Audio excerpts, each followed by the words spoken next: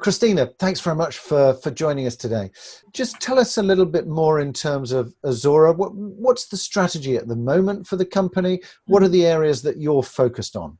If I look at everything that we do and we are focused on now, our three strongest convictions, are the following. First of all, vacation and hotels, leisure hotels.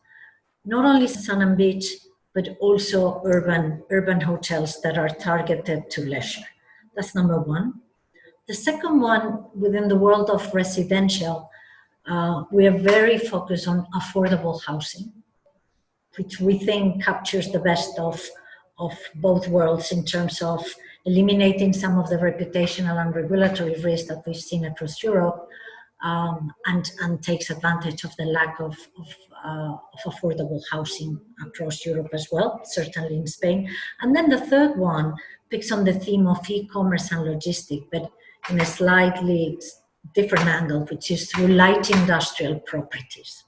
So if I elaborate a bit more about why we like each of these three, right? In terms of leisure hotels, we think that, we're talking about teleworking before, right? I mean, virtuality and internet is going to substitute potentially many of our interactions, but the world of experiences, of relaxing, of being outdoors, of walking on a beach, for now, we very much believe that that is still there. We also believe that people will continue traveling, will continue jumping into planes. I think airlines are doing a fantastic job explaining why air ventilation in an airplane is probably much better than in most office buildings, right? Even though you feel you're in a smaller space. So a different question is the speed of the recovery of traveling. But we are seeing now in Spain, people are already booking travel for the islands for July and August, right? So we're big believers in that segment. Certainly in Spain is the most important destination for Europeans for summer sun and beach holidays. And then the culture that Europe offers is attractive, not only for Europeans, but for, Americans, Chinese. That will take a bit longer to come back, but we also believe that it's going to come back. And it's a sector where our strong long-term belief is going to be helped as well by the fact that we will see some distress. It's a sector that is suffering tremendously from COVID because the hotel capacity across Europe has been locked. It's now starting to open. So there will be smaller operators, smaller owners that are not able to cope with this, and even larger operators and owners will have to sell or will feel that, they want to reduce their overall debt and sell some assets, right? So it's a great sector for us to be in. We very much believe in the long-term trend, and we may find some attractive entry opportunities now. Affordable housing through the rental side, there's a huge lack of that in the Spanish market. Look, I'll just give you one statistic, Richard. Affordable social housing overall is roughly 15% in the European Union of all the housing stock in the different countries. In Spain, that 15% is 1.5%.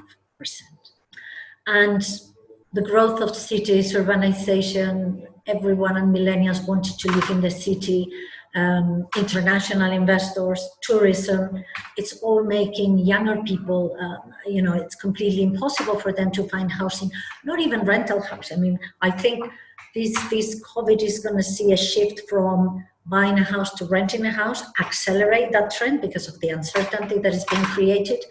But yet, even on the rental side, rents had gone up a lot in the Spanish market. So there is a need for affordable rental housing. And we think there's a huge opportunity there. And when I talk with international investors, they've suffered in countries like Germany from an unexpected regulation of rents.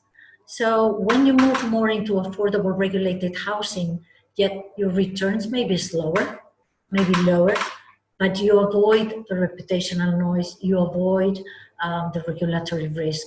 So it's a space that we like very, very much, and we're putting together something quite exciting to start investing by the beginning of next year. And then the third is what we call light industrial. These are industrial parks around the main cities, not only Madrid and Barcelona, or Lisbon, but Porto, Valencia, Malaga, and those properties. You not only rent them to logistic operators. There are a lot of companies there. Companies that use part of the space as office, part of the space as warehouse, part of the space even as a small manufacturing or handling facilities. And we think those locations are going to benefit from being very close to the cities. Therefore, the increase in e-commerce, the increase in online purchases is going to make that space just perfect for delivering into the city very, very swiftly, and also for reverse logistics, extremely attractive. So spaces that traditionally were just for companies that did not need to be in the middle of the city, or just needed so much space that it was for them unthinkable to be in the city, that demand is going to be, you're going to have on top of that this new demand from logistics, from reverse logistics, that we think are going to make those locations extremely attractive. And it's highly fragmented. There's no institutional capital, and it's very granular. So we like those kind of opportunities very much.